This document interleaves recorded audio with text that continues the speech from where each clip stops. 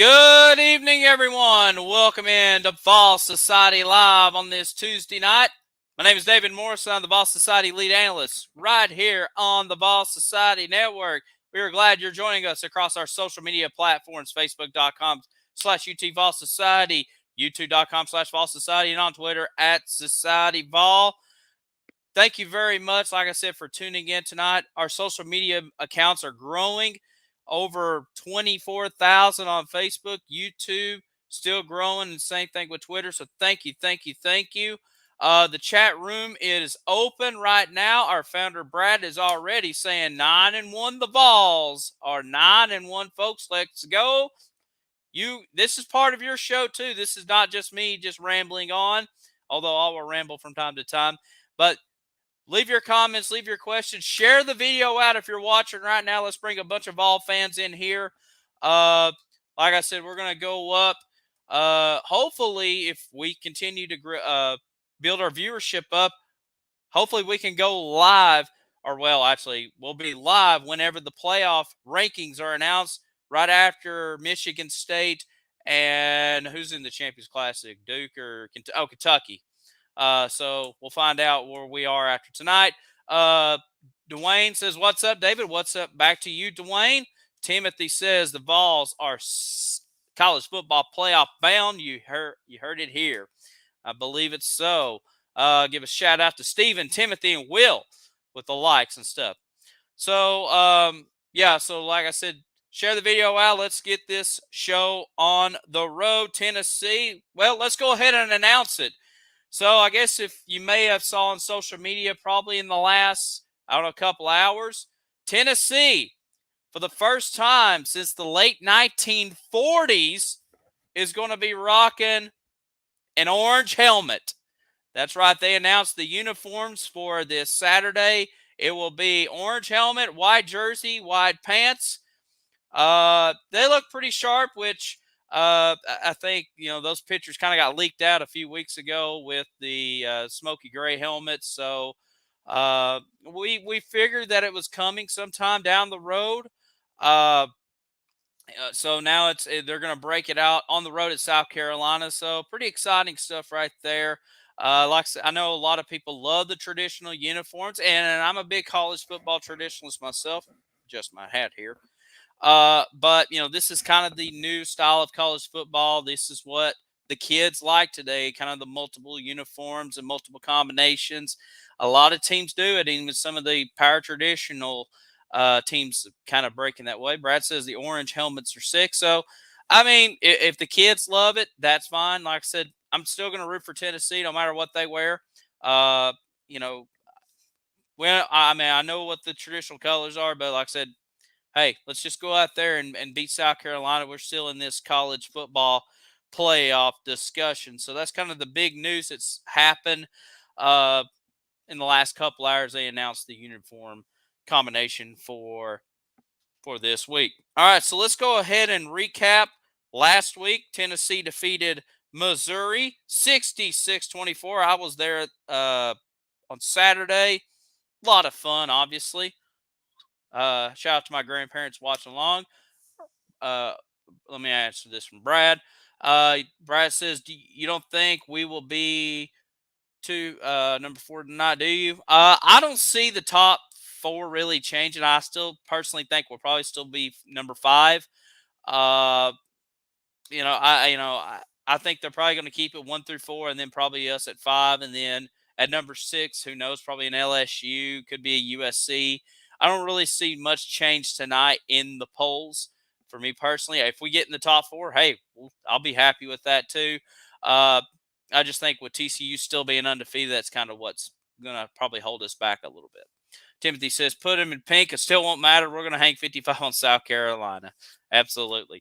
All right, so getting back to the game, last week's game, Tennessee defeated Missouri 66-24. And like I said, Tennessee had a little bit of a battle with Missouri kind of in that second quarter. At one point, it was 28-24 after Brady Cook hooked up with Dominic Lovett from the 38-yard touchdown pass. But really, Tennessee just dominated throughout the whole game.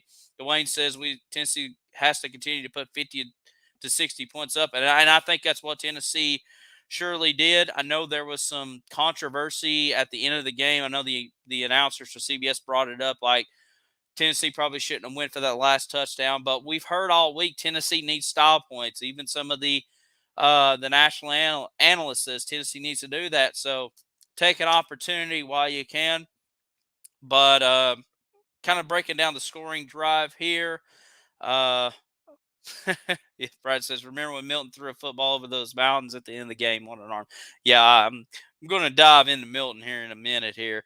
But, Tennessee got on the board first. A Jabari Small 10-yard run, 11:05 in the first quarter. Then Missouri answered back with a touchdown on their own. So it was 7-7 after the end of the first quarter. Second quarter, Jalen Wright goes in for 3 yards for a touchdown. And then Hendon Hooker's first touchdown pass of the game as he found Princeton fair from 19 yards, led 21-7. Mizzou came back. Brady Cook threw a 43-yard pass to Dove, made it 14-21. And then Hendon Hooker had an awesome run for 14 yards out. Really cool run by the maestro. Gave Tennessee that 28-14 lead, and then Mizzou kicked the field goal right at the end of the first half, made it 28-17. So the Vols led 28-7 or 17 at halftime. Mentioned the touchdown. Missouri came out, scored on their opening drive, but then just 2 plays later, Hendon Hooker found Jalen Hyatt 68 yards, made it 35-24, and the route was on for the Volunteers. Mizzou did not answer on the scoreboard the rest of the game. Hooker hooked up a Princeton fan from 2 yards out, and then Jalen Wright with a 1-yard touchdown run. It was 49-24 after 3 quarters, and then a McGrath field goal in the fourth quarter made it 52-24. And then I ended up leaving the game to beat the traffic, and I missed the Joel Milton to Ramel Keaton 46-yard touchdown pass, made it 59-24, and then Dylan Sampson, who had a 2-yard run, made it 66-24, the final score. Timothy says it was effortless, absolutely. So the Vols improved to 9-1 on the year. Second year in a row, Tennessee has scored 60 points on the Missouri Tigers.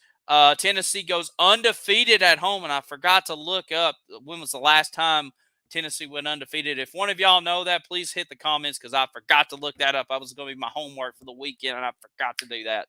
So bad, David, on my part. But I know it's probably been a very long time since, I guess maybe 98. Now I could be wrong on that, but Tennessee goes undefeated at home. Great job for Tennessee. Great day for the seniors. Timothy says 2007, I think. Brad says, I don't know, 98. I meant to look it up, but you know what? Go undefeated at home. It's awesome, especially defeating 2 of your big rivals on the year when you have Florida and Bama on your home schedule. And that's usually the hardest schedule, the home schedule that we always face every year is having that Florida Bama on the home schedule. Yeah, Georgia's always tough, but you don't really kind of have an equal opponent to a Georgia on the home schedule when we play in the odd years. The even years is always the tough home schedule for us. But, shout out to Josh Heupel and these having this team ready to play. Looking at the box scores, Hendon Hooker, another great day, 25 for 35, 355 yards, 3 touchdowns, no interceptions, 8 carries, 50 yards on the ground for a touchdown. So he went almost 400 yards total offense for them. Okay, Timothy says, indeed, it was 2007. Thank you very much. Thank you, Timothy. Thank you, Vols Society, for helping me out when the last time Tennessee went undefeated at home. Dylan Sampson. What can you say about Dylan Sampson? I'm very excited to see what he's going to bring for us. 8 carries, 98 yards, and a touchdown. That was all in the second half. He may have played a little bit in the first half, but never didn't get any touches. This is all in the second half, and he took off for some big chunks of yards. Shout out to Dylan Sampson, almost 100-yard rushing. Jabari Small, 9 carries, 54 yards, and a touchdown. Great job for Jabari Small, kind of bouncing back. He's kind of had a rough couple of games, but solid day. Another solid day for Jalen Wright, 11 carries, 51 yards, 2 touchdowns on the day. We mentioned Hendon Hooker. So Tennessee run the ball, run the ball, yes, right, 37 times for 264 yards and 5 touchdowns. I mean, everybody talks about this as an air raid offense. No, sir. 264 yards on the ground. It's not an air raid offense. I mean, yeah, we went 460 through the air, but this is a balanced, up-tempo offense all the way around. Let's talk about Joe Milton. So Joe Milton, 3 for 3, 105 yards, a perfect QBR rating of a 100, 1 touchdown. Joe Milton, in 3 passes, had more passing yardage than Will Levis did in the entire Kentucky Vanderbilt game. And this is supposed to be your number 1 draft pick in the next year's NFL draft. So you go figure. And Brad says confirming had more yards than Kentucky's quarterback, and that's unreal. And and also shout out to Vanderbilt picking up their first win, or first SEC win since 2019. That's probably the more shock. Well, that's pretty shocking too in itself. I was not expecting that. But anyways, get back to our game. Jalen Hyatt, we mentioned he had the big 68-yard touchdown reception. He went 7 catches, 146 yards, and a touchdown. Of course, I know on Vol Society this late last week, early this week, we were trying to encourage Vol Society and just Vol Nation in general to vote for Jalen Hyatt to win the Blitnikoff Award.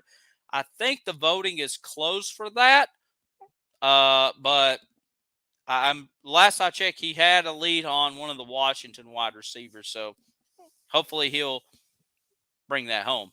Timothy says Levis will in fact get a NFL GM fired. Absolutely. You talk about somebody that's kind of slipped down these NFL draft boards as him. I never really bought the hype in him anyways, especially kind of early on. I mean, at the end of the day, it still comes down to can you win on the field. Brew McCoy, 9 catches, 111 yards. Didn't get a touchdown, but hey, got over 100 yards and 9 receptions. That's fantastic. Squirrel White, 2 catches, 64 yards. Ramel Keaton, 2 catches, 60 yards, and a touchdown. Jacob Warren, 2 catches, 34 yards. Princeton Fan, 2 catches, 21 yards, 2 touchdowns. And then Small, Sampson, Wright, and Walker Merrill all had receptions in this game. So offense is clicking like usual. I mean, and looking at, and like I said, I know we still got 3, maybe 4 games left in our schedule, but if you kind of look in the future, this offense is still, I think, going to be clicking. We know Hendon Hooker is going to be gone. He's going to go to the NFL. But you look at what Joe Milton has done. Total improvement from year 1 to year 2. Timothy says, Brew would have had a touchdown if it wasn't for that no-call pass interference in the first half. That was terrible. Yeah, I do remember that play. Should have been called, but yeah, should have had it. I agree. Could have been 70. But Brad says, here's a question for everyone: did we beat South Carolina similar to Missouri, or is it much closer? I will give my score prediction on the podcast, which will drop on Thursday.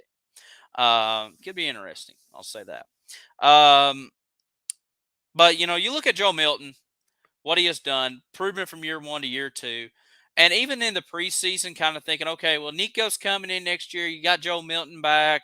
It's probably going to be a battle between Milton and Nico. I think this is Joe Milton's team next year. Talking to some people about it, majority of the Vol fans, and I guess some outside Vol fans, believe that. But, you also have that other factor. I've talked to somebody about this, and they said, Joe Milton did lose the starting job at Michigan and one time at Tennessee. Is he finally, it's the 3rd time a term that he's going to finally secure that job or not? So definitely something to keep an eye out on. But like I said, we still got 3, maybe 4 games left in the schedule, and we got South Carolina coming up on Saturday. Timothy says South Carolina won't scare as much as Mizzou. Rattler will get rattled by Jeremy Banks, and it will be over. I think you're right on that one. Defensively for Tennessee, kind of finishing out this really quick. Jawan Mitchell led the way in tackles, 6 total tackles for solo. Aaron Beasley with 5. Tyler Barron had a great game, 4 tackles, including a sack. Uh, Brandon Turnage had a couple tackles in the game. Tamari McDonald had a great game. I mean, defensively, like I said, we were back to, in my opinion, we were back to where we were 2 weeks ago. The Georgia game, Georgia completely just totally threw our game plan off, and Georgia's a great team. But now Tennessee took care of business.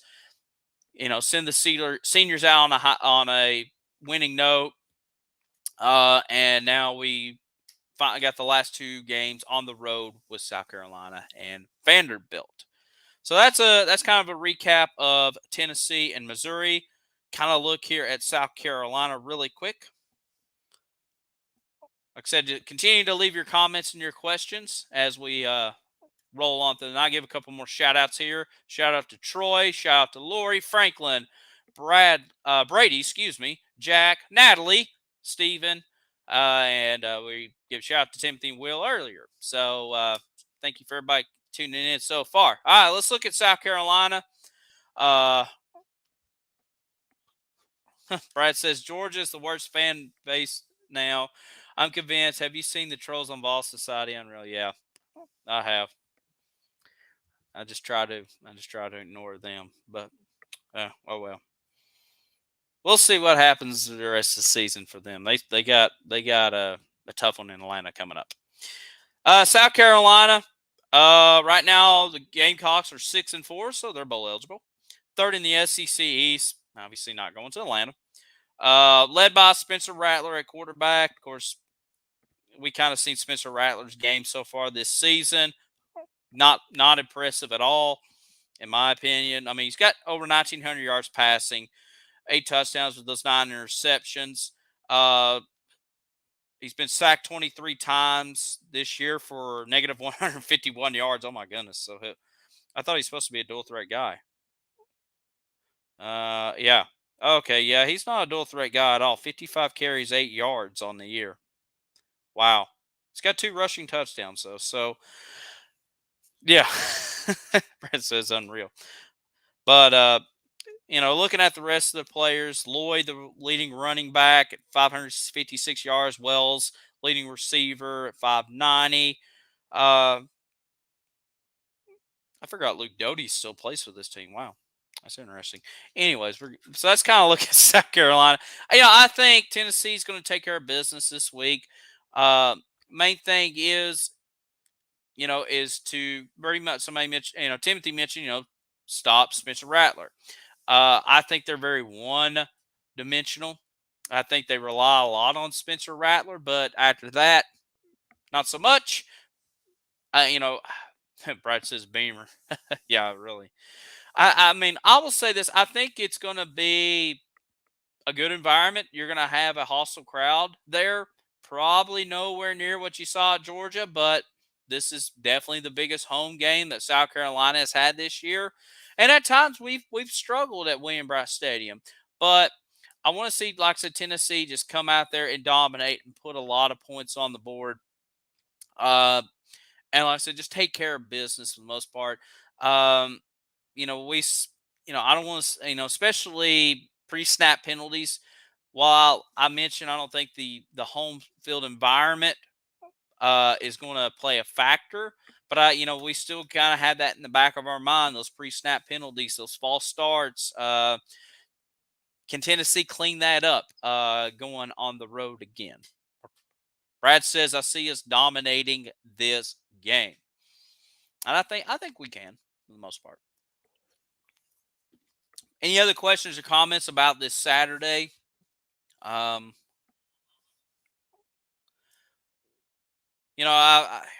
I said, I think Tennessee just still needs to go out there and take care of business. You're still in the playoff hunt. I mean, like I said, sometime right after the Kentucky game that's on ESPN right now, they're going to reveal the top 4 for the college football playoff. Is Tennessee going to get back up in there? You know, I think we'll probably stay at 5. But like I said, just still continue to dominate, still put up your style points. I know a lot of people don't like us running the scoreboard up, but a lot of teams do that in these, especially when you're a playoff discussion. You gotta go out there and dominate. Timothy says Shane ain't his daddy, and Heupel is going to prove that this Saturday. Absolutely. Dwayne says, is Tillman playing Saturday? I'm going to say no. He didn't play against Missouri. He was honored for senior day, and he was announced as a starter. But then when the offense broke out throughout the game, it was Jalen Hyatt, Brew McCoy, and Ramel Keaton as the main wide receivers. So I'm going to say no, but anything can happen.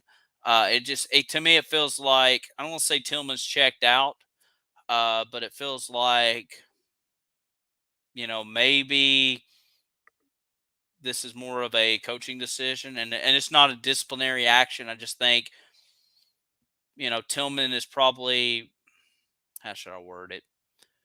I think Tillman's still a great teammate, still a great wide receiver, but I think he's done enough that they probably don't need him. I know that's a very weird saying.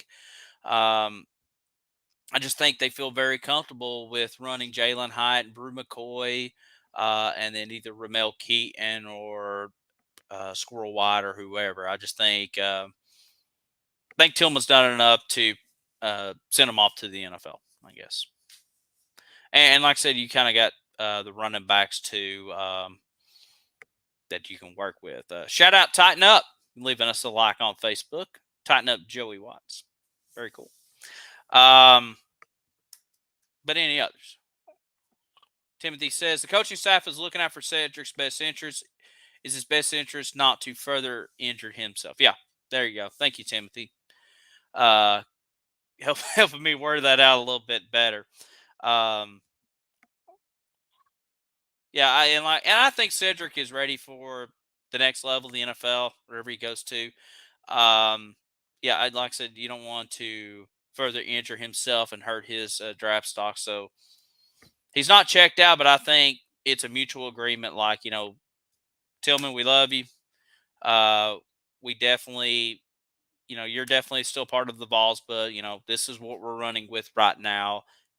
And even when he came back from injury, it felt like the offense at times when he was back in the lineup almost took a little bit of a step back.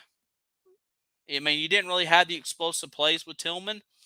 And then when he didn't play, we put 66 on the board. So it's but that's a very good question there, Dwayne.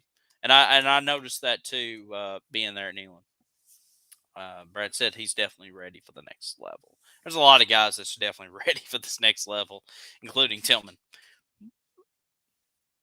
Any others? Yeah, Timothy says agree. He didn't look as fluid. Yeah, and it was just kind of weird, but it is what it is. Yeah, Brad said he had the most yards against Georgia. Yeah, that's a positive right there. The rest of that offense that day didn't do too much, but hey, that's in the rear view right now, for the most part. Any other questions, comments? As far as this week goes, kind of looking a little bit more here at South Carolina. As far as their numbers go, Timothy says that says a lot about how much we struggled. Yeah. South Carolina averages only 28 points a game offensively. They're 38% on third downs. They're right at 50% on fourth downs, 8 for 16. Kind of mentioned Spencer Rattler a little bit. 12 touchdowns to 11 interceptions on the year. That's for both Spencer Rattler and Luke Doty. 300 and averaging over 355 yards on offense. So I think that's one. I think struggling. When are they announcing? The top four. So the top four is supposed to be right after the Champions Classic game between Kentucky and Michigan State. So probably around 9 o'clock, I guess. So kind of get an update on that score. So yeah, 40. So right now they're in the second half. 11:56 to go. So probably around 9 o'clock, Brad. Hopefully so. David says, just want to say that I've enjoyed this interaction with Vols Society. Hate to see it come to an end. Well, thank you. Hopefully we're not coming to an end anytime soon. Hopefully we stick around, but we shall see. Thank you for tuning in, David. Any others? I don't think we're going anywhere. As long as you keep tuning in, hopefully we'll stick around.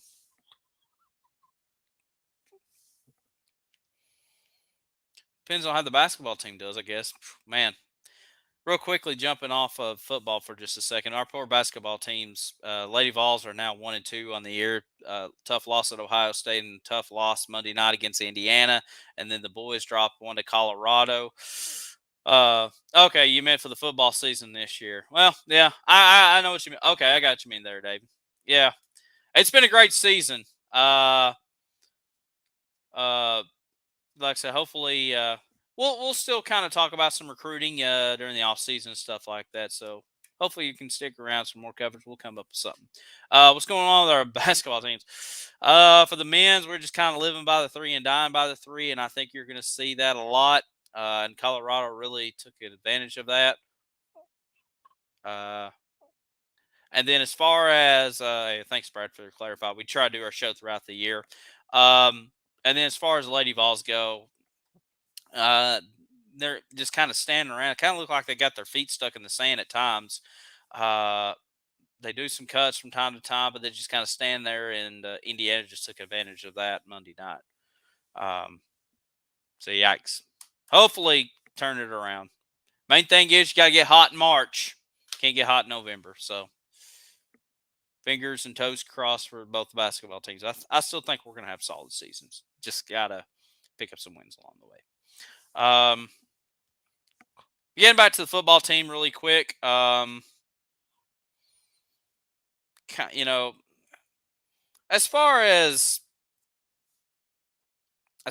like the rest of the season goes, I feel very confident. Obviously, I still think we're going to be confident as far as South Carolina goes. Vanderbilt, we're definitely going to be confident. Although now them beating Kentucky, who knows?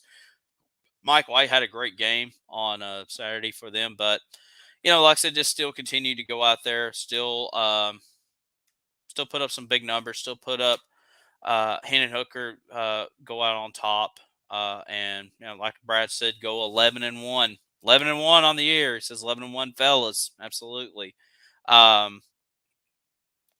man, what a year! Like I said, who would have thought we would go 11-1? We talked about this several weeks on the podcast and on. By the way, if you want to be a part of the podcast, I know I'm just jumping off the subject here. Want to be a part of the podcast? Comment below using the hashtag GORT. That's Good Old Rocky Talk Podcast, along with your question where you're from, and we'll include it on the next show. There you go. We'll switch graphics here. There we go. Multitasking. Yeah. As far as who would have thought that we would have beat 11-1? We talked about this on the podcast and on the show here. A lot of us had us going 7-6, 8-4, 9-3. I thought we were going to go 9-3. I thought our losses were going to be Georgia, Alabama, and LSU. Got one of them right. The other two I got wrong, thankfully. And here we are at 11-1. Doesn't matter what I think. What doesn't matter what's going to happen the rest of the year. You're still going to be in a New Year's Six bowl game at the end of the season. Whether it's going to be the Peach Bowl, Fiesta Bowl, Sugar Bowl, maybe Orange Bowl. It just depends on what the committee kind of does and where they put us. That's great. That's great for Tennessee. Like I said, it's been a long time since we played in a marquee bowl game like that. we've been walloping through the Music City Bowls and the Outback Bowls and Gator Bowls. Now you're going to be in a big marquee game. Uh, and like Brad says, one of the best years I've had with Tennessee football. Truly a fun year, and I'm proud of these guys. Absolutely. Definitely a team that a lot of Vol fans is going to remember in years to come. And obviously, beating Alabama, the biggest moment so far this football season, probably the biggest moment in 2022, and that includes the baseball team and the basketball team both winning SEC championships. But just that victory over Alabama was significant, and even Florida. Uh, Dwayne Williams says, "Do you think there's a good chance that Coach Heupel can win Coach of the Year and Hooker win the Heisman?" I think Heupel is definitely in the running to win Coach of the Year. You're probably, it depends on how Sonny Dykes and TCU does the rest of the year. I think that's probably going to be your toughest competition. But what Sonny Dykes has done at TCU in year one has been remarkable. But if you look at the overall body of work with Josh Heupel, this Tennessee program was pretty much dead in the water when JP left, and you had players just hitting the transfer portal, jumping off board, and you had pretty much a dead program. And Josh Heupel came in there, new AD, just kind of had a great first season going 7-6, and now even a bigger second season. You're in the college football playoff hunt. I think Coach Heupel deserves to win Coach of the Year. As far as Hendon Hooker goes, I think a lot of the Heisman voters they will invite Hendon Hooker to New York City for the Heisman Trophy ceremony. But I think a lot of Heisman voters is going to go back to that Georgia game and what happened in that game, and they're going to turn away from it. You know, right now you're hearing out of the blue, and like I said, and I mentioned this last week. You're going to hear players' names just out of the blue in the discussion. Drake May down at North Carolina, putting up a great season for North Carolina, but he just kind of came out of nowhere, and he's all of a sudden one of the favorites to win the Heisman Trophy. And ironically enough, a Michigan player is in the discussion. Their running back, Carson, is in that discussion. CJ Stroud at Ohio State. Um, so, and ugh, boy, I cannot talk. Brad clarified it. That Georgia game, I'm afraid, hurt Hooker some. And I agree.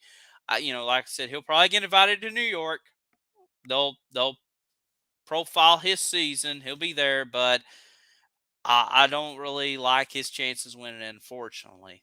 But I definitely think Coach Heupel should win Coach of the Year. Like I said, depends on what Sonny Dykes does the rest of the season. Somebody else I thought of maybe considered for Coach of the Year. I can't remember now, but I think Coach Heupel definitely deserves to win Coach of the Year. And to think about it, if that does happen, in a matter of 2 years, you've had your baseball program, your basketball program, and your football program all one National Coach of the Year.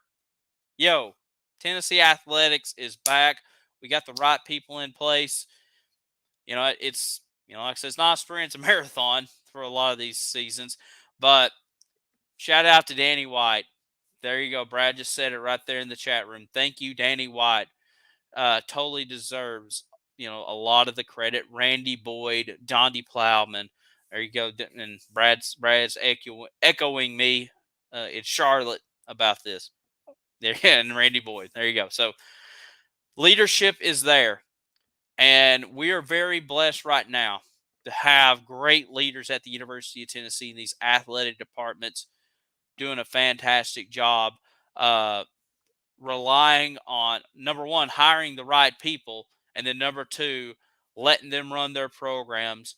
You look at the situation down at Auburn, it's kind of a mess right now, although I'm happy for Cadillac Williams kind of picking up that win over Texas A&M, and I want to see Cadillac Williams become a coach somewhere down the road, whether it's at Auburn or elsewhere. But, you look at programs that have too many people, too many cooks in the kitchen, a lot of money people trying to run these athletic programs instead of letting the ADs run the athletic department, and then letting the coaches run their own individual programs, and it's just a mess everywhere. And Nebraska's kind of the same way. A lot of coaches, a lot of schools that's looking for coaches right now is kind of in that same situation.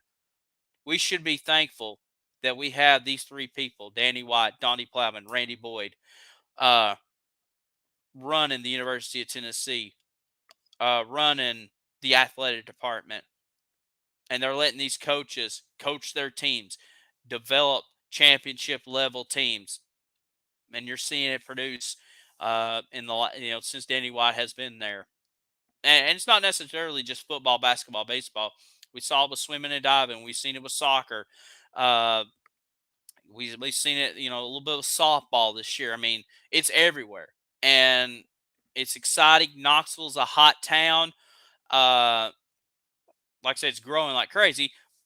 But there's a buzz in Knoxville, not only just in college athletics, but just everything, entertainment aspects, business opportunities. And I know we're kind of getting off the track of Vol football or Vol athletics, but telling you, Knoxville is a hot town right now, and I'm excited to see that. I always enjoy going to Knoxville every opportunity I get. And Brad says all sports are relevant, and he's correct. So shout out to them. Any other questions or comments? Trying to look. As far as the top four goes, like I said, the top four reveal is supposed to be at 9 o'clock tonight. Normally they do it at 7 o'clock, but we got the Champions Classic going on. There's still 8 minutes to go in that game. Kentucky beating Michigan State. So maybe we'll get to 9 o'clock. I don't know. 8 minutes left in the game. Thank you, Brad. Get some more shout outs here. Shout out to Jared. I don't know if we shout out David, but shout out to David. Then we shout out Tighten Up. So thank you guys for tuning in, leaving a like on the Facebook page, and probably on YouTube elsewhere. If you do that, that's awesome. Continue to share the video out. Get some more Vol fans in here. Like I said, Vol Society is growing.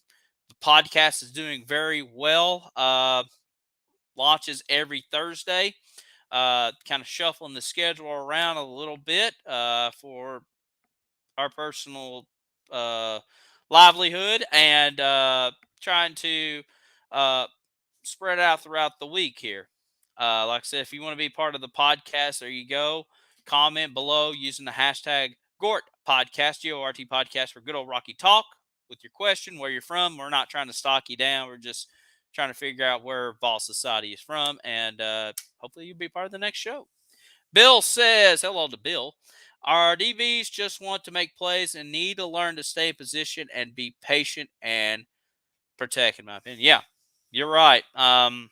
That's been kind of the Achilles heel throughout the years, just our secondary and our defensive backs. Like I said, the Kentucky game obviously was our best game, and then it fell off again the next week with Georgia. And even with Missouri, gave up a couple big explosive plays. Main thing is we got to get some guys that's going to come in there and ready to play. I like the guys we do have. It's just, like you said, just need to stay in position and be patient and protect, like you said, Bill. And hopefully Josh Heupel can bring some guys in, can coach them up, and even still develop the young guys that is still on this team, like a Deshaun Rucker, Christian Charles. You're going to have Christian Harrison, Ronnie Harrison's son, part of that rotation, along with the other recruiting classes along. I mean, you lose Traven Flowers next year. McCullough, I'm sure McCullough will be back in the safety position. Tamari McDonald will definitely be back. And then, hopefully Turnage can develop next year. Hopefully Kamal Haddon being hurt just, obviously took a toll on us as far as some experience goes. And same thing with Warren Burrell, even though I was critical of Warren Burrell um, earlier in the season, but I'd rather him be out there and kind of, you know, going through the learning curve, if you will, than, you know, being hurt. But, if you're hurt, you're hurt. But thank you, Bill. Any others?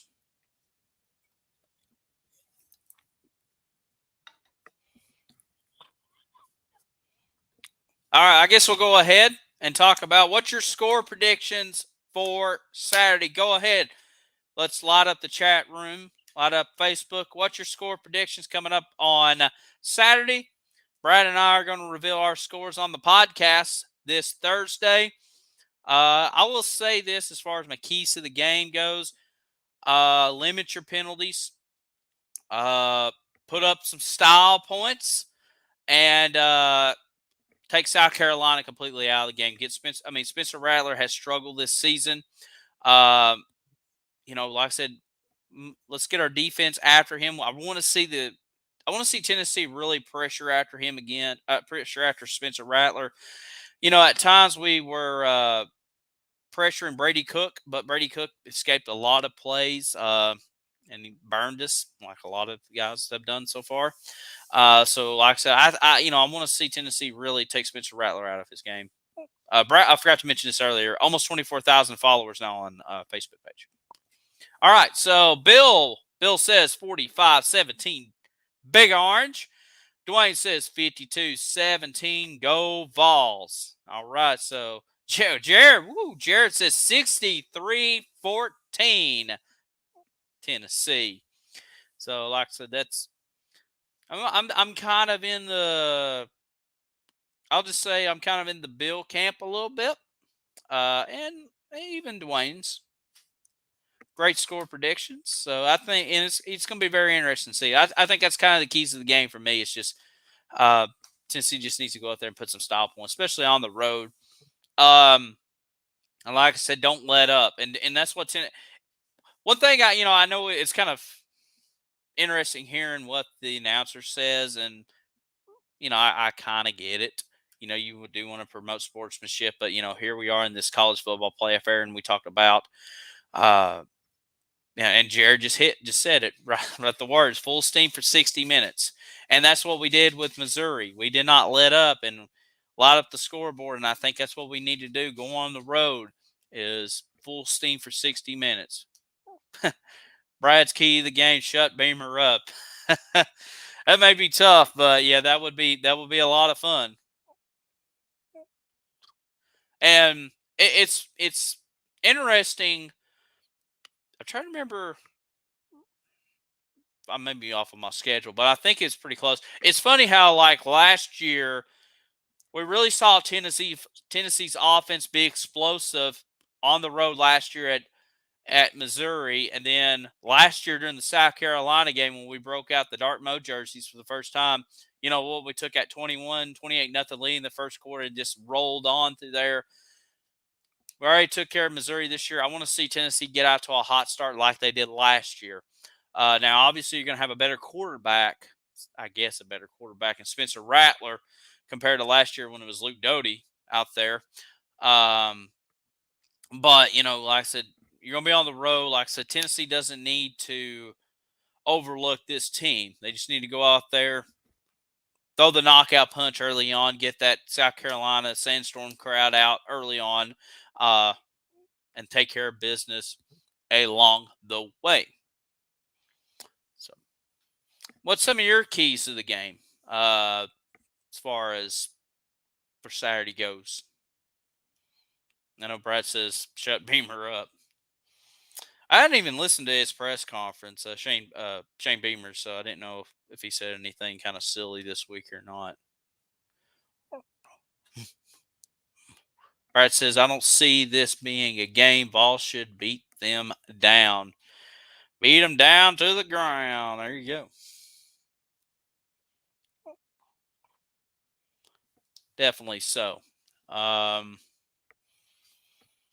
Bill says, another great venue in Columbia. They love their Gamecocks, just need to keep their fans as a non-factor. Jared says Betty was wearing sunglasses during the during the presser.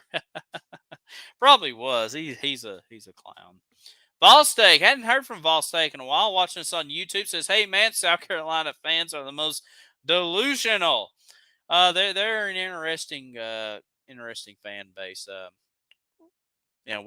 We've discussed delusional fan bases. Right now, Georgia fans are kind of crawling all over Vol Society. I'm sure we'll hear from South Carolina fans pretty soon.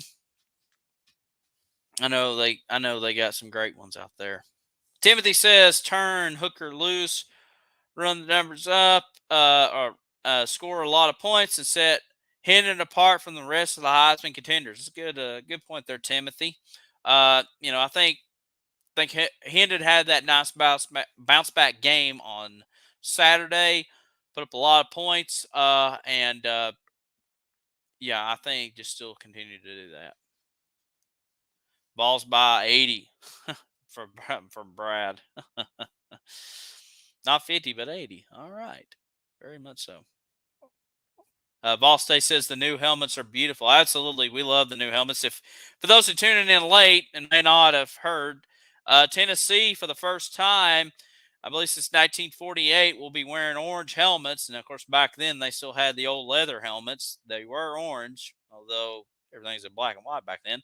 But Tennessee wearing orange helmets this Saturday when Tennessee takes on South Carolina. This is the fourth helmet Tennessee has wore color-wise. Of course, the traditional white helmets. We wore the smoky grays, we wore the dark molds, and now we're going with the orange helmets. So they look really cool.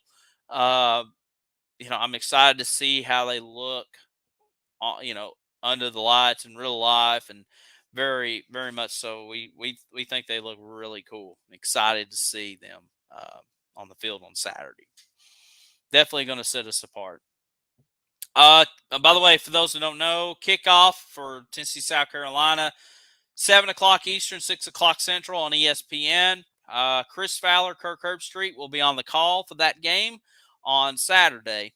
So for those who didn't know, Tennessee Vanderbilt has been announced a 7:30 Eastern time, 6:30 Central kickoff on the SEC network. So there's your TV and kickoff schedule for the next two games. And then Tennessee will obviously be waiting after the SEC championship, where they will be heading to. Bill says, let's keep that sandstorm music to a minimum and we win. Absolutely. False Tech says, Joe Milton's arm is insane. So incredible. Absolutely. Unreal what he is. Totally improved from one year to the next, and then threw more passing yards after three passes than Will Levis did. It's crazy. Brad says Checker Nealon, I hear, or Checker Vandy. Excuse me, Checker Vandy, I hear. Probably there's gonna be a lot of Vol fans in Nashville that game. It's gonna be crazy. Definitely gonna be more than Pittsburgh. Of course, obviously it's in the same state, but Vol fans are going to take over Broadway that Saturday, going to the honky tonks and everything.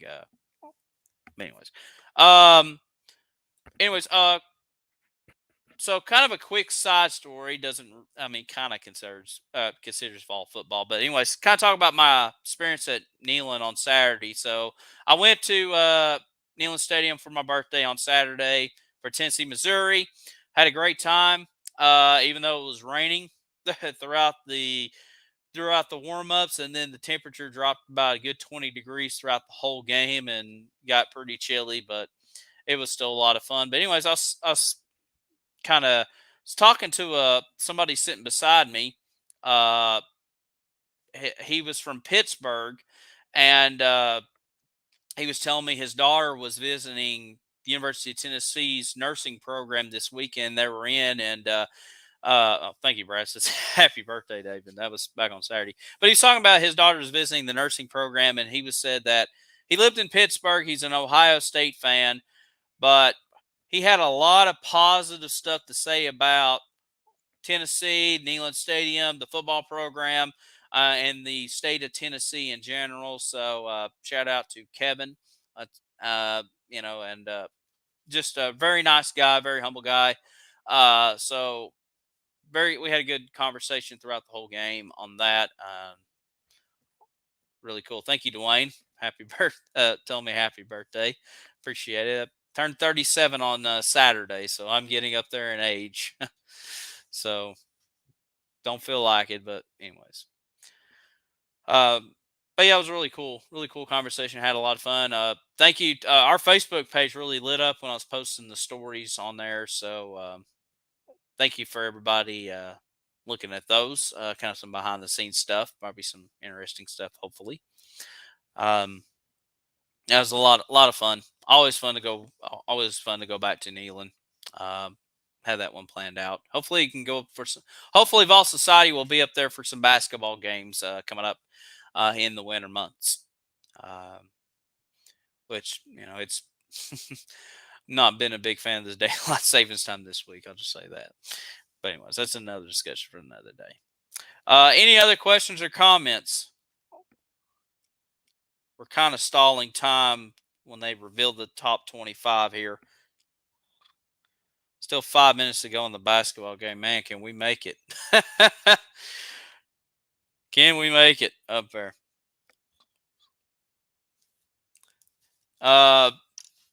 Get some more shout outs really quick here. Shout out to William, leaving us a like on Facebook.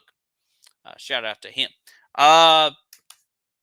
Any other comments or questions about Tennessee football or anything? Brad says everyone excited about the basketball season. I'm still optimistic. Even though they took the tough loss to Colorado, it's going to be probably a lot of nail biters this year, which I really not a big fan of. But we'll see. I'm still optimistic. Even the Lady Vols with the slow start. Just got to pick up a big win somewhere along the way. Had a couple big opportunities slip there. Timothy says, let's talk about the history the football coaching staff has with each other and the potential for other Power 5 programs to sell our assistants, even our head coach. Yeah, that's a good point, Timothy. I'm glad you brought that up. As far as the coaching staff goes, I don't see Josh Heupel going anywhere. I think Danny White's going to break the bank for him at the season end. But the assistants is going to be very interesting. I did read today that Alex Golesh, our offensive coordinator, was a finalist for the Frank Brules Award, which goes to the nation's top assistant coach. So congratulations to Alex Golesh for that. But yeah, that's the thing that does concern me a little bit is, whether or not, whatever happens with Alex Golesh or Tim Banks or one of the assistants, that's, if you lose one of them, do they take some of these grad assistant coaches or the guys that's on the sideline that's wearing the color T-shirts? Those are critical guys. Obviously, I know we can't keep everybody, but I know those are probably some of the first people that could be gone and get the promotion and stuff like that. But yeah, it wouldn't shock me to see some of these coaches do head on, which, we're happy for them, but I know it's going to be interesting to see where Josh Heupel has his connections and maybe you could have some offensive coaches, hindsight 2020, have some offensive coaches want to come to play for Josh Heupel in this offense and learn from this offense. I think Josh Heupel is, this offense comes from the Art Briles Baylor offense, but I think he's put a new twist to it. And I think there's a lot of young coaches that want to learn about this offense because I think this is a future in college football, this offense we're running. But a good point. But yeah, I definitely can see like Alex Golesh maybe get a head coaching job somewhere.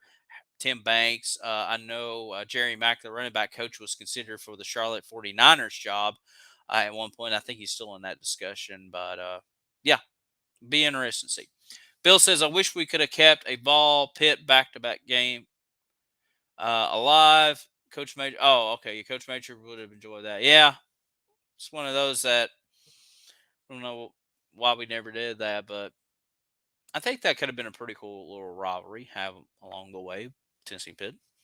Dwayne says, what is Tennessee's recruiting ranking? Last I checked was number 14. in the nation as far as recruiting goes. Like I said, once the season starts winding down, which is going to be sad to see, but we're definitely going to dive more into recruiting. We're going to recap the 2023 class. I know signing day is in December for football, early signing day. So so obviously Nico's letter will come in and some of the others, and then we'll kind of look at not only the rest of who's available in 2023, but then we'll start looking at 2024 and kind of get an idea. I know a few guys in the 2024 class Tennessee's considering, but once I do more research and get back into the recruiting jump in there, it's going to be very interesting. Plus, transfer portal is going to be a very very interesting to say the least. Very interesting. Let's see. Yeah, Binks' truck is already at Neyland. Gullish is going to be a hot topic from Timothy.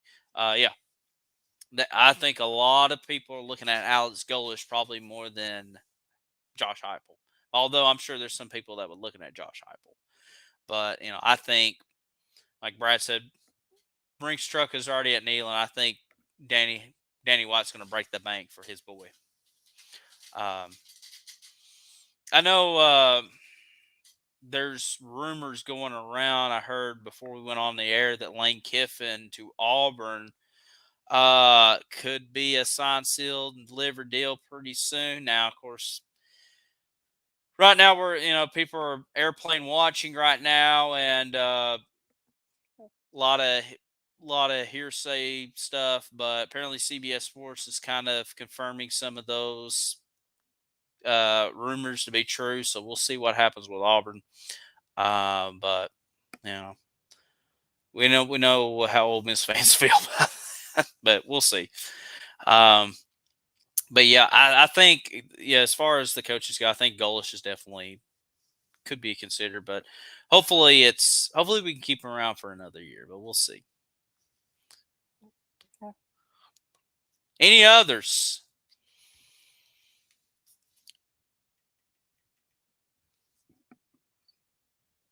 Looking at or scoreboard watching here to see what time these ranking. Hopefully, all right. So there's about less than 4 minutes to go in the basketball game. So obviously, we're kind of stalling time now to wait for the rankings to be revealed.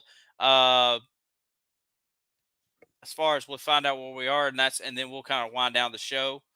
3:30 to go. Thank you, Brad.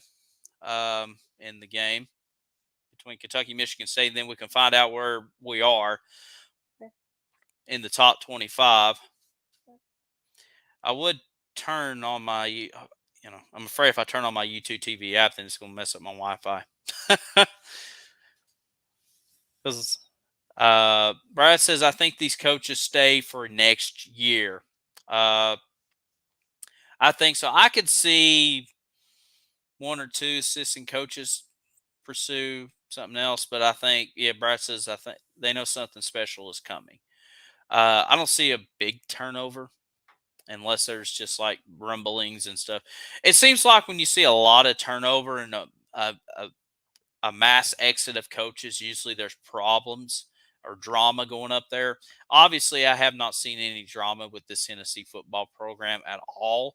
So, unless money talks, I think, like Brad said, I think you'll see a lot of these coaches may stay. I think you'll see one or two will take the opportunity for the money and the opportunity.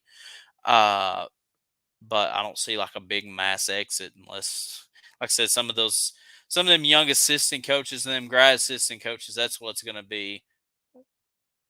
That's going to be the interesting part. But any others?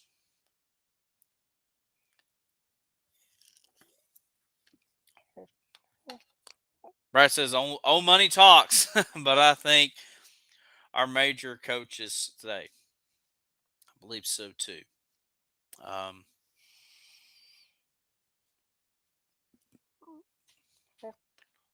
But like I said, that coming towards the end of the season, especially when we get into December, obviously the transfer portal opens up. As far as transfer portal goes, as far as Tennessee side goes, I think you'll see some players may transfer. I don't see any major names transferring, to be honest. Um, but I think a lot of people are going to say. I think you're going to see a lot of players in the transfer portal that will hit or players that will hit the transfer portal will definitely take a serious look at Tennessee. I think we had some of that last year, but it was just kind of like dipping their toe in the water to see if it's legit, and then they kind of hesitated and went somewhere else. Uh, but I think you're going to see a lot of players is in the transfer portal. Will hit the transfer portal. Definitely have Tennessee as considered look.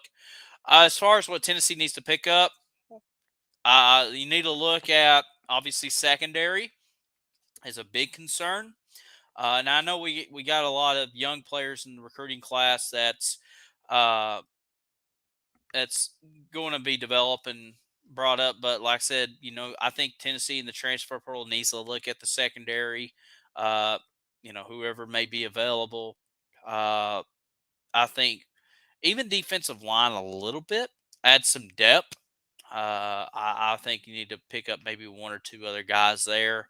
Offensively, offensive line, there's always got to develop depth. I'm actually very pleased, that a lot of our five main offensive linemen, none of them got hurt. Remember last year, we had a lot of guys got hurt on the offensive line, and we had guys like Dane Davis and several others that was like playing starting roles and just wouldn't say they weren't ready for that ready for that time, but it was just kind of a lot of injuries last year on the offensive line. But it seemed like everybody stayed healthy. Darnell Wright, Jerome Carvin, by the way, congratulations, Jerome Carvin. Now has played in more games at the University of Tennessee than any other players. Played like 58 games, and he'll end up getting 60 at the end of the season. Javon Spraggins, Cooper Mays, even though J.J. Crawford at left tackle. So I'm happy that our main five stayed healthy. But I think when you look at the transfer portal, obviously adding depth helps out. Um, Wide receiver, I don't see them really hitting the transfer portal for wide receiver so much. I think you're set with your young guys, Squirrel White, Chams Nemrod, uh, Cameron White. I think you're good there. Develop these young guys. Obviously, you're going to have Jalen Height back next year. You're going to have Ramel Keaton back, Brew McCoy. So you're set at wide receiver. Matter of fact, what you saw Saturday with them three wide receivers is going to be your starting wide receivers next year, and then you just accumulate, the young freshmen or redshirt freshmen or sophomores, whatever they're classified. Um, But I think you're gonna see a lot of players try to look at Tennessee and give a serious considered look. But we'll see. That's kind of what it is. Brad says, "Ha, we're gonna be good next year too. So exciting! Absolutely. I mean, yeah, we're gonna lose some players to the NFL and graduation, but our offense should be loaded. Uh, I mean, like even quarterback's not a glaring position. I think it's Joe Milton. And then I think it's going to be a battle between Taven Jackson and Nico Iamaleava for the backup role next year. Matter of fact, if I'm Tennessee and I feel confident with Joe Milton, I may redshirt Nico because, I think you have a better opportunity to develop Nico. You don't need to burn a year for him just unless he's just beats Taven Jackson out next year. Like I said, you have Joe Milton at least for 2 more years, and then maybe Taven Jackson, then go to Nico. So you got a great streamline of quarterbacks for the next few years. Wide receiver, I mean, looks great. Running backs, they're solid. Matter of fact, they all come back. Small, Wright, Dylan Sampson, Justin Williams, Thomas. Hopefully, he can be a little bit better next year than kind of your freshman behind them. I mean, there's some depth on this Tennessee offensive team. Uh, and then defensively, trying to remember who you lose. I think all the guys come back as far as the defensive line goes. Linebackers lose Jeremy Banks. That's going to be kind of crucial right there. You put Aaron Beasley in that position. Oh, yeah, you lose Byron Young. I forgot about Byron Young. yeah, Byron Young's going to be gone next year. Um, so yeah, if you want to hit the transfer portal, there you go. You get you an edge rusher. Um, I think Aaron Beasley can be a good middle linebacker. Maybe I'm trying to think of who else may be in that position. Kind of lose him. You do lose him, and you lose Solon Page. I know I'm blanking on whoever else. And then secondary, I think it's going to be big crucial there. All right, let's see. Get a update here. We're kind of waiting right now to see where we are in the top 25, and then we will call it a night.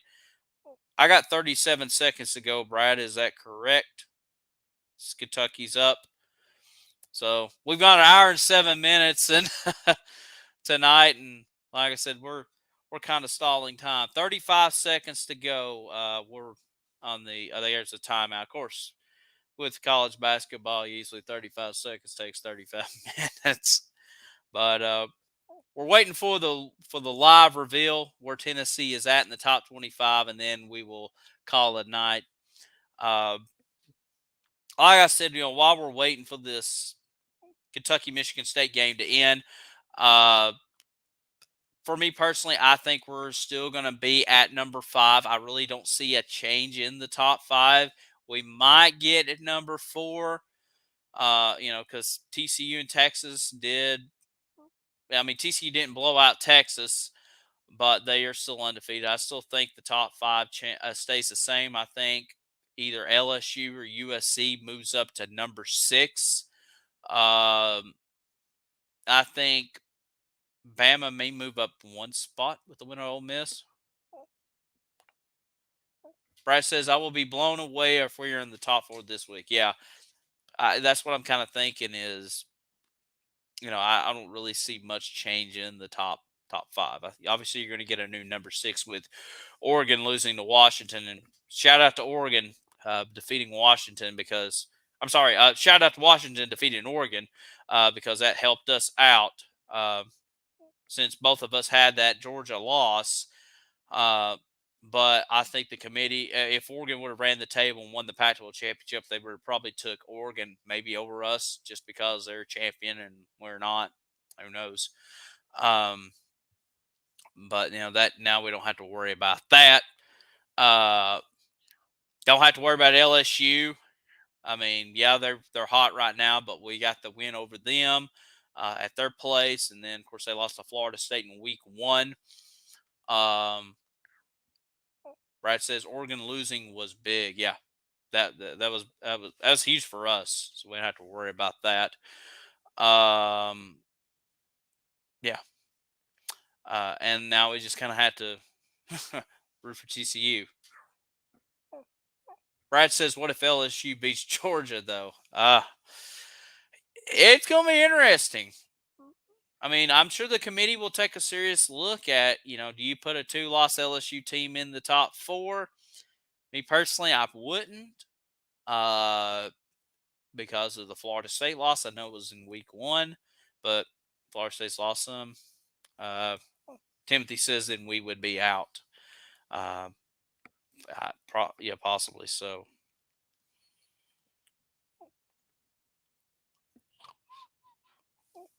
Okay, let's see here. I'm still waiting for the playoff to be revealed here. Apologize,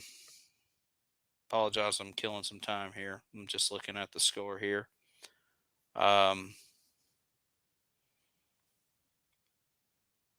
15 seconds to go. Okay. So Timothy says, I could even see Georgia playing just good enough to lose a close game to ensure we don't get do not get in. I could see that. I think Georgia probably wants to go out there and kind of dominate. Georgia's playing. Who are they playing? It's like not Western Kentucky. That's Auburn. Georgia has one more cupcake game left, I believe. Hopefully I'm right. And then they got Georgia Tech at the end of the season, and then LSU in the SEC championship. And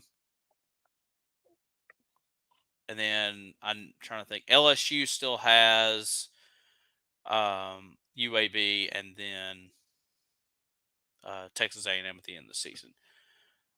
Timothy says they already know they don't have to win an SEC championship to win an Addy.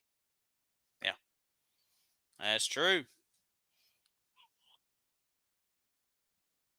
Okay, still 15 seconds to go. Like I said, we're apologize. We're kind of stalling time, but I wanted to figure out where we are in the playoff poll. Normally, we do this right afterwards, but because they got the Champions Classic going on right now with Kentucky and Michigan State, and then they're going to reveal the playoffs afterwards. So that's why we've gone on an hour and 12 minutes here.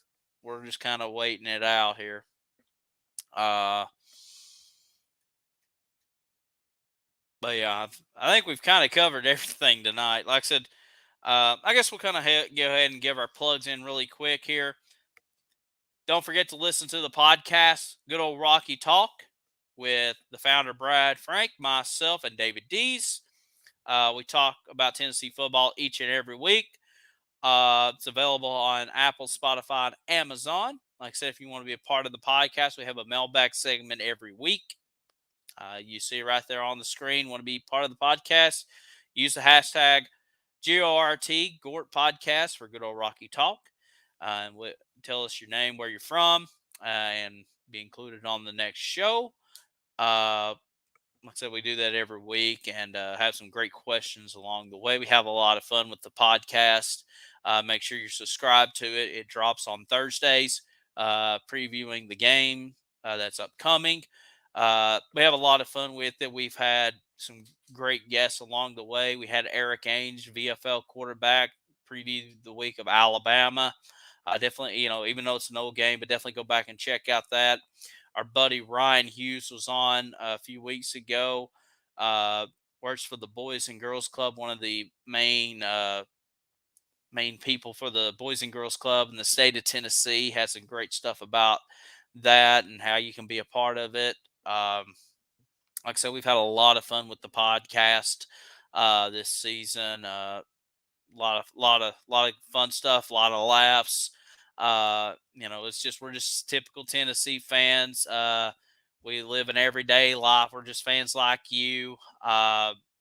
It's just imagine us drinking a cup of coffee out on the back deck or a cold drink, whatever, just talking Tennessee football and having fun along the way. So that's the Good Old Rocky Talk podcast. Like I said, of course, Vols Society Live, we're now moving to Tuesday nights to mainly to kind of fill our personal schedules, but to expand out, and we have good viewership on Tuesday nights.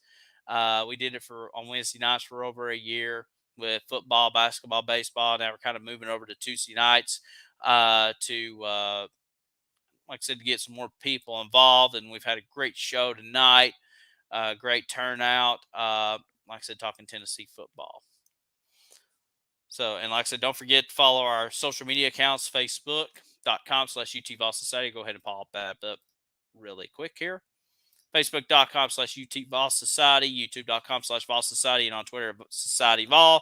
Our Facebook page, almost 24,000.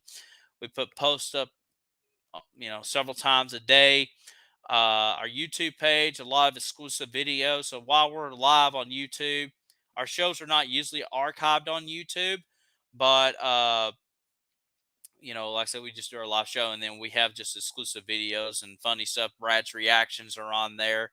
And our Twitter page, run by our buddy David Dees, posts news and notes of what's going on at the University of Tennessee. There you go. Brad says there's 4 seconds left. Oh my goodness, this is the longest 4 seconds. Oh goodness. Oh my goodness, so they even tied it up at 62. If this thing goes overtime, I don't know if I can make it. Golly bum. Okay, we may have to. I'm going to see what happens here. If they go to overtime, we're just going to have to post it in the morning. I apologize, folks. I thought I had a wild feeling this was going to happen. So I'm going to see what happens here. Hopefully, Kentucky wins on a buzzer beater or whatever. But if not, we'll just go ahead and kind of wind it down. We've kind of gone long. Oh, Timothy says they're going to overtime. Don't bail on us. Oh my goodness. Oh dear. What do y'all think? Do y'all want me to stay on here, or do you want to just wait and we'll post it as soon as it's revealed? Like I said, daylight savings time is really played dividends on me this week. I hate it, but that's another discussion. Oh my word, I can't believe it.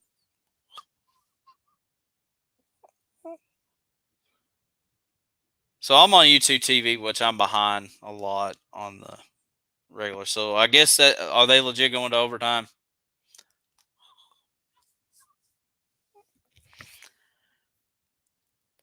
Or are they just still at timeout? Brad and I are on both on YouTube TV. Okay, so 3.7 seconds left. Okay. Okay, so we're all on the same string. All right, so okay, somebody hit a 3 or a 2 at least. Okay, so this is the first live game reaction. All right, here's a pass inside the guard. Throws it up at the buzzer. You gotta be kidding me. They're going to overtime. All right. Who wants to see Kentucky win? No one. Oh my goodness, overtime. All right. Dadgummit. Well, it's gonna be another few minutes. So, all right. I hate to wind it down, but we're gonna have to wind it down. I apologize, folks. All right, so we'll go. If you want to know where Tennessee's at, we will post it on our Facebook page and on Twitter where Tennessee is ranked in the top 25. I wanted to do a live reaction of where we are, but they're going to overtime between Kentucky and Michigan State, so that's going to take another 5 or 10 minutes. So we're going to post later. So thank you for everybody. Thank you for your patience. We've gone a long time talking about South Carolina. I thought this would have worked, but hey, basketball happens. So, like I said, thank you for everybody. Thank you for believing in Vol Society. Like I said, please make sure to follow our social media pages. Thank you, Timothy. And thank you for everybody tuning in. Oh my goodness, I wanted to do it, but we tried, and we're going to overtime. Sponsored by Buffalo Wild Wings on ESPN. Golly bum. All right, thank you for everybody. Thank you guys are the best. Thank you for your patience, and we will talk to y'all next Tuesday night for Vol Society Live. Well, at least we'll know where we are, and we don't have to deal with basketball. But it's all good. Thank you guys. Have a great evening. God bless you. Please, take care of each other as we wind down the show. Say a prayer for the University of Virginia football team there and those families that's going through a very difficult time right now. Rest in peace to those three young men. And we'll talk to y'all next Tuesday night. Have a great night. God bless and go Vols.